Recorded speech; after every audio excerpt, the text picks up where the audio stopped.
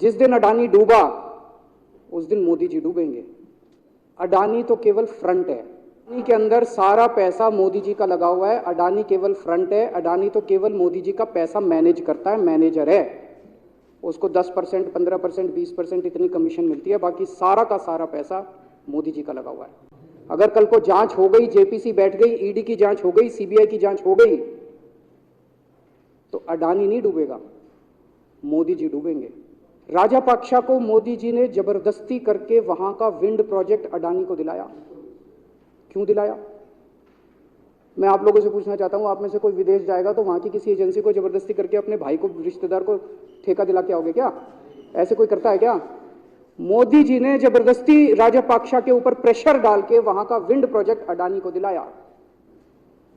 अडानी को नहीं दिलाया, खुद लिया वो प्रोजेक्ट। बांग्लादेश वालों को बिजली खरीदनी थी, 1500 मेगावाट बिजली 25 साल के लिए। मोदी जी ने वो प्रोजेक्ट भी अडानी जी को दिला दिया। अडानी को नहीं दिलाया, मोदी जी ने वो प्रोजेक्ट खुद लिया। इजराइल के साथ भारत ने कई सारे रक्षा सौदे किए, रक्षा सौदे, वो सारे के सारे रक्षा सौदे अडानी को दे दिए। अडानी को नहीं दिए, मोदी जी ने खुद लिए। इसमें भी ये कंडीशन थी कि जिसने इतने साल तक एयरपोर्ट चलाने का काम कर रखा उसी को दिया जाएगा। अब अडानी ने तो कर नहीं, मोदी जी ने तो कर नहीं रखा था, अडानी ने तो कर नहीं रखा था, तो क्या करते? आखिरी मोमेंट पे वो कंडीशन हटा दी गई, बोले कोई एक्सपीरियंस की जरूरत नहीं है। 6 एयरपोर्ट नीलामी पे थे, 6 के 6 एयरपोर्ट अडानी को दे दिए। अडानी को नहीं दिए, मोदी जी ने वो खुद 6 के 6 एयरपोर्ट खुद अपने नाम कर लिए। अभी कुछ दिन पहले बीजेपी का एक बहुत बड़ा नेता मिला मेरे को, उससे काफ़ी लंबी चर्चा हुई मेरी, और उसने जो जो बातें बताई वो इतनी चौंकाने वाली थी कि आप सब सुनोगे तो रोंगटे खड़े हो जाएंगे। उसने मेरे से पूछा कि केजरीवाल जी आपको क्या लगता है, मोदी जी अडानी की इतनी मदद क्यों करते हैं? मैंने कहा दोस्त हैं दोनों इसलिए करते हैं। कहते बस इसलिए। कहते मोदी जी ने आज तक किसी के लिए कुछ नहीं करा, अपनी वाइफ के लिए कुछ नहीं करा, अपनी माँ के लिए कुछ नहीं करा, उनके भाई गुजरात में रहते हैं उनके लिए, किसी रिश्तेदार के लिए कुछ नहीं करा, राजनीतिक गुरु के लिए कुछ नहीं किया। वो अपने दोस्त के लिए इतना कुछ करेंगे, ऐसा कैसे हो सकता है? दोस्त पे इतने मेहरबान क्यों हैं? ऐसी भी क्या दोस्ती है? आज के ज़माने में कौन कोई भाई के लिए कुछ नहीं करता, दोस्त के लिए कौन करता है? तो मैंने कहा फिर क्या मामला है? कहता है आप खुद सोचो, इतना बड़ा क्राइसिस हुआ, हिंडनबर्ग की रिपोर्ट आई, चारों तरफ थू थू हुई, पूरा क्रैश कर गया अडानी ग्रुप। मोदी जी इतने स्वार्थी आदमी हैं कि अगर केवल मामला दोस्ती तक होता तो 2 मिनट में उसको साइड करते और कहते मेरा कोई लेना देना नहीं इससे। अभी भी उसको बचाने में लगे हुए हैं। कभी एसबीआई को कह रहे हैं इसको पैसे दो, आज अखबार में आया पीएफ वालों को भी बोला इसको पैसे दो, सारी एजेंसी अभी भी उसको पूरी तरह से उसको बचाने में लगे हुए हैं। तो मैं भी अचंभे में रह गया कि मामला तो कुछ अलग ही है। क्यों?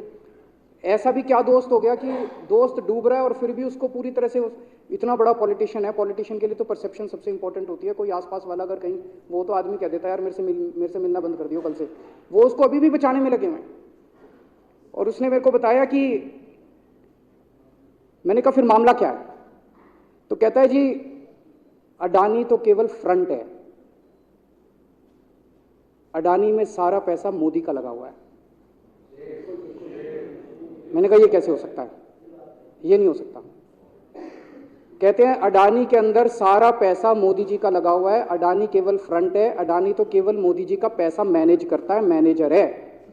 उसको 10%, 15%, 20% इतनी कमीशन मिलती है, बाकी सारा का सारा पैसा मोदी जी का लगा हुआ है। अगर कल को जांच हो गई, जेपीसी बैठ गई, ईडी की जांच हो गई, सीबीआई की जांच हो गई, तो अडानी नहीं डूबेगा, मोदी जी डूबेंगे। जिस दिन अडानी डूबा उस दिन मोदी जी डूबेंगे। मैंने कहा यार उनको पैसे की क्या जरूरत है, प्रधानमंत्री जी को, मोदी जी को, उनके ना आगे कोई ना पीछे कोई, उनको क्या पैसे की जरूरत है? तो कहता है सर पैसे की हवस होती है, लत होती है। कहता है इतने दुनिया में इतने बड़े बड़े अमीर आदमी हैं, उनको कोई अब और पैसे की थोड़ी जरूरत है, लगे पड़े हैं सारे, और पैसा और पैसा और पैसा, बोला हवस होती है। बोला जिस दिन अडानी दुनिया का सेकंड रिचेस्ट मैन बना था, अडानी दुनिया का सेकंड रिचेस्ट मैन नहीं बना था, मोदी जी दुनिया के सेकंड रिचेस्ट मैन बने थे। और अब मोदी जी का ख्वाब है, उनका सपना है कि वो दुनिया के रिचेस्ट मैन बनना चाहते हैं। प्रधानमंत्री तो बन गए, वो दुनिया के रिचेस्ट मैन बनना चाहते हैं। फिर उसने मेरे को एक एक करके, मैं बड़ा धीरे धीरे उसकी बातों पे, पहले तो मैं एकदम शॉक हो गया, ये कह क्या रहा है कि अडानी के अंदर सारा पैसा मोदी जी का लगा है। फिर वे धीरे धीरे उसने एक एक करके बातें खोल के समझानी चालू की। कहता है मोदी जी श्रीलंका गए, श्रीलंका के राष्ट्रपति राजापाक्सा हैं। राजापाक्सा को मोदी जी ने जबरदस्ती करके वहां का विंड प्रोजेक्ट अडानी को दिलाया। क्यों दिलाया? मैं आप लोगों से पूछना चाहता हूं, आप में से कोई विदेश जाएगा तो वहां की किसी एजेंसी को जबरदस्ती करके अपने भाई को, रिश्तेदार को ठेका दिला के आओगे क्या? ऐसे कोई करता है क्या? मोदी जी ने जबरदस्ती राजापाक्सा के ऊपर प्रेशर डाल के वहां का विंड प्रोजेक्ट अडानी को दिलाया। अडानी को नहीं दिलाया, खुद लिया वो प्रोजेक्ट। वो मोदी जी का प्रोजेक्ट है, वो अडानी का प्रोजेक्ट नहीं है। और ये बात कैसे निकली? वहां का जो बिजली बोर्ड है श्रीलंका का, जैसे अपने यहाँ स्टैंडिंग कमेटी है असेंबली की, पार्लियामेंट की स्टैंडिंग कमेटी है, वैसे उनकी भी पार्लियामेंट की स्टैंडिंग कमेटी होती है। तो वहां पे पार्लियामेंट की, श्रीलंका की पार्लियामेंट की स्टैंडिंग कमेटी ने जब उनके बिजली बोर्ड के चेयरमैन को बुलाया और बोले तूने ये प्रोजेक्ट अडानी को क्यों दिया, तो उसने कहा जी राजापाक्सा साहब ने मेरे को बुलाया था, उन्होंने कहा मोदी जी मेरे पे बहुत प्रेशर डाल रहे हैं कि ये प्रोजेक्ट अडानी को दो।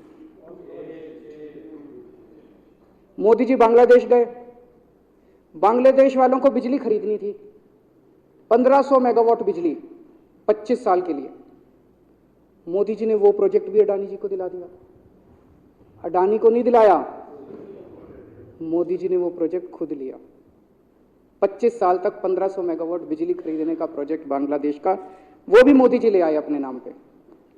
इजराइल गए, इजराइल के साथ भारत ने कई सारे रक्षा सौदे किए, रक्षा सौदे, वो सारे के सारे रक्षा सौदे अडानी को दे दिए। अडानी को नहीं दिए, मोदी जी ने खुद लिए। अभी 2-3 साल पहले 6 एयरपोर्ट की नीलामी हुई प्राइवेटाइजेशन के लिए, सरकार ने उनकी नीलामी करी, भाई प्राइवेट प्लेयर आके लो। उसमें एक कंडीशन थी कि उसी को दिए जाएंगे ये एयरपोर्ट जिसने पहले एयरपोर्ट का काम कर रखा है। हर सरकारी ठेके में होती है, हम सड़क बनाते हैं, कहते हैं भाई सड़क, जिसको ठेकेदार को सड़क बनाने का एक्सपीरियंस है उसी को दिया जाएगा। हम बिल्डिंग बनाते हैं, हम कहते हैं भाई ये पानी के वाटर ट्रीटमेंट प्लांट लगाते हैं, हम कहते हैं भाई जिसने WTP वाटर ट्रीटमेंट प्लांट इतने लगा रखे हैं उसी को दिया जाएगा। हम सीवेज ट्रीटमेंट प्लांट बनाते हैं, हम कहते हैं जिसको 20 साल का एक्सपीरियंस है, 15 साल का है, उसी को। इसमें भी ये कंडीशन थी कि जिसने इतने साल तक एयरपोर्ट चलाने का काम कर रखा उसी को दिया जाएगा। अब अडानी ने तो कर नहीं, मोदी जी ने तो कर नहीं रखा था, अडानी ने तो कर नहीं रखा था, तो क्या करते? आखिरी मोमेंट पे वो कंडीशन हटा दी गई, बोले कोई एक्सपीरियंस की जरूरत नहीं है। 6 एयरपोर्ट नीलामी पे थे, 6 के 6 एयरपोर्ट अडानी को दे दिए। अडानी को नहीं दिए, मोदी जी ने वो खुद 6 के 6 एयरपोर्ट खुद अपने नाम कर लिए। आज 2021 नवंबर में एयरपोर्ट टेक ओवर किए, 2023 1.5 साल हुआ है। 1.5 साल के अंदर आज एयरपोर्ट का 30%, पूरे देश का एयरपोर्ट का जितना धंधा है, बिजनेस है, उसका 30% बिजनेस जो है वो मोदी जी के पास है। 30%, 1.5 साल के अंदर इतना बड़ा भारत देश, इतने एयरपोर्ट, 30% एयरपोर्ट का बिजनेस आज मोदी जी के पास है। एक और बड़ी इंटरेस्टिंग चीज हो रही है, ये ईडी और सीबीआई को इस्तेमाल करके बंदूक यहां रख के लोगों की फैक्ट्रियां छीनी जा रही हैं। मतलब 10 अक्टूबर 2018 को 10 अक्टूबर 2018 को कृष्णापट्टनम पोर्ट के ऊपर इनकम टैक्स की रेड हुई और 6 अप्रैल 2020 को 1.5 साल बाद वो पूरा एयरपोर्ट अडानी ने खरीद लिया। उसके यहां बंदूक रखते, उसको कहा या तो दे दे और या जेल। तो वो अडानी ने नहीं खरीदा, वो मोदी जी के पास चला गया कृष्णापट्टनम एयरपोर्ट। 10 दिसंबर 2020 को एसीसी और अंबुजा सीमेंट पे रेड हुई और 2 साल बाद 16 अक्टूबर 2022 को दोनों सीमेंट प्लांट मोदी जी के पास चले गए। 2020 जुलाई को मुंबई एयरपोर्ट का मालिक था जीवीके, उसके ऊपर सीबीआई और ईडी की रेड हुई, एफआईआर हुई और 1 महीने बाद मुंबई एयरपोर्ट जो है वो मोदी जी के पास चला गया, अडानी के पास चला गया। तो ईडी और सीबीआई पे रेड कराते हैं, उसको धमकाते हैं फैक्ट्री वाले को, कंपनी वाले को कि या तो जेल जा और या तेरी फैक्ट्री हमको दे दे। ये इधर तो सुनते थे हरियाणा की तरफ, एक टुच्ची इधर इसकी फैक्ट्री भी छीन ली, पंजाब में भी सुनते थे इसकी भी फैक्ट्री छीन ली, इसकी। पूरे देश के अंदर ये इतनी गुंडागर्दी मची पड़ी है कि ईडी की रेड करा देते हैं, सीबीआई की रेड करा देते हैं, यहाँ बंदूक रखते हैं और कहते हैं या तो फैक्ट्री दे दे और या जेल जा। ये क्या चल क्या रहा है इस देश के अंदर? इन्होंने अभी थोड़े दिन पहले ऑर्डर निकाला कि सारे जितने पावर प्लांट हैं, जितनी राज्य सरकारें हैं, पंजाब सरकार की, हमारी जो सरकार है, उनके पास भी ऑर्डर आया, सारी सरकारों को जितना उनका कोयले की रिक्वायरमेंट है उसमें से 10% कोयला इंपोर्टेड इस्तेमाल करना पड़ेगा। और इंपोर्ट केवल मोदी जी करते थे, अडानी करता था। तो इसका मतलब आपको 10% अपना कोयला कंपलसरी, जरूरत नहीं है आपको कोयले की, लेकिन 10% कोयला आपको अडानी से खरीदना पड़ेगा। हमारे देश का कोयला 2000 रुपये टन है, इंपोर्टेड कोयला 20,000 रुपये टन है। 10 गुना दाम के ऊपर आपको अडानी से यानी कि मोदी जी से कोयला खरीदना पड़ेगा। इन्होंने सुप्रीम कोर्ट का एक और, जब कोयला घोटाला हुआ था अपने देश के अंदर, तो सुप्रीम कोर्ट ने आदेश दिया था कि अब कोयले की खदानें किसी भी प्राइवेट वाले को नहीं दी जाएंगी, सारी खदानें सरकारें। तो इन्होंने कुछ खदानें राजस्थान सरकार को दे दी, कुछ खदानें छत्तीसगढ़ सरकार को, कुछ खदानें पंजाब सरकार को, सरकारों में बांट दी। बाकी पूरे देश में केवल राज्य सरकारों के पास खदानें हैं। केवल अडानी के केस में उन्होंने एक्सेप्शन करके अडानी को कोयले की खदानें दे दी और उसमें भी ऑर्डर कर दिया कि 4000 कैलोरी से कम वाला कोयला जो है उसको रिजेक्टेड माल माना जाएगा, जबकि वो सबसे अच्छा कोयला माना जाता है और वो रिजेक्टेड माल इसको फ्री में मिलता है। तो कम से कम 2800 करोड़ रुपए का कोयला हर साल फ्री में मोदी जी ले जाते हैं। 2800 करोड़ रुपए का कोयला हमारी खदानों से हर साल मोदी जी निकाल के ले जाते हैं। 2014 में, अभी जो अतिशी जी ने कहा, 2014 में अडानी जी की यानी कि मोदी जी की जायदाद 50,000 करोड़ की थी। 7 साल बाद इनकी जायदाद हो गई 11.5 लाख करोड़। मोदी जी इतना पैसा लेके कहां जाओगे? 11.5 लाख करोड़ रुपए की जायदाद, 7 साल में इतना लूट लिया आपने देश को। 2014 में 609 नंबर पे थे, अब ये सेकंड रिचेस्ट बन गए, अब रिचेस्ट बनना चाहते हैं। ये तो लेकिन कुदरत है, कुदरत तो बड़ी ताकतवर है। किसने सोचा था एक दिन हिंडनबर्ग रिपोर्ट आएगी और 24 घंटे के अंदर सारा तहस नहस हो जाएगा। 1947 से लेके 2014 तक 67 साल में भारत देश ने, सारी सरकारें जितनी आई सबने मिलके 55 लाख करोड़ रुपए का कर्जा लिया था भारत सरकार ने। 2014 से 2022 7 साल के अंदर 85 लाख करोड़ रुपए का कर्जा ले लिया, दुगने से भी ज्यादा। जितना 67 साल में लिया था उतना 7 साल में ले लिया। ये पैसा गया कहां? ये पैसा गया कहां? ये सारा इनकी जेब में गया। तो मैं जनता को कहना चाहता हूं, आप तो जीएसटी देते हो, अपने बच्चों का पेट काट के टैक्स देते हो, दूध पे, दही पे, हर चीज पे जीएसटी देते हो।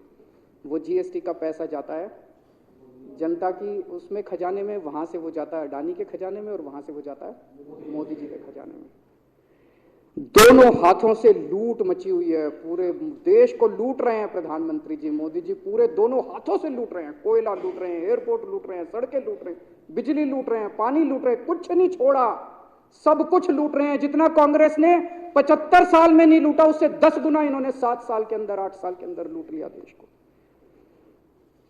अडानी का क्या रोल है इसमें? मोदी जी कम पढ़े लिखे हैं, उनको समझ नहीं है कि करना क्या है। अडानी आके बताता है पैसा यहां लगा लो, इस देश में चलते हैं, वहां की ये कंपनी खरीद लेते हैं, ईडी को और सीबीआई को इसके पीछे लगा दो। वो सारा मैनेजमेंट करता है, दिमाग उसका, पैसा मोदी जी का।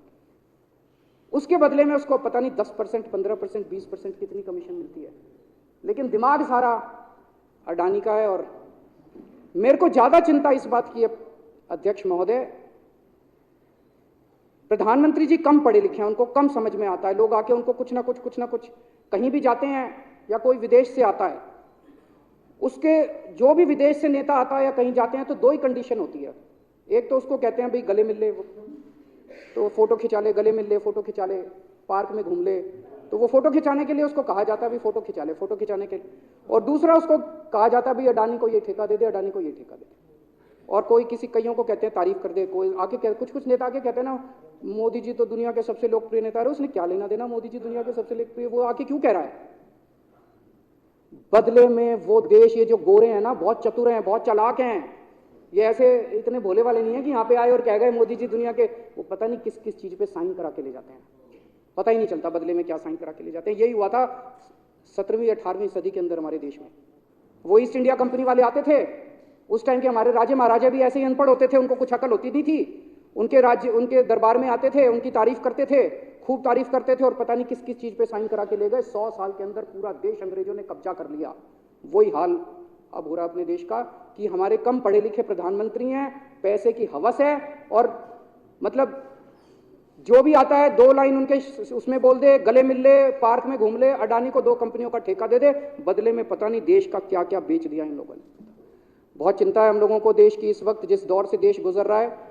मुझे लगता है कि आज़ादी के बाद से सबसे भ्रष्ट प्रधानमंत्री अगर कोई हुए हैं जिन्होंने देश को इतना लूटा है, तो वो आज मौजूदा प्रधानमंत्री हैं। और उसके ऊपर कम पढ़े लिखे हैं, उनको कुछ पता नहीं, कोई कुछ भी उनसे साइन करा के ले जाता है, किसी को कुछ पता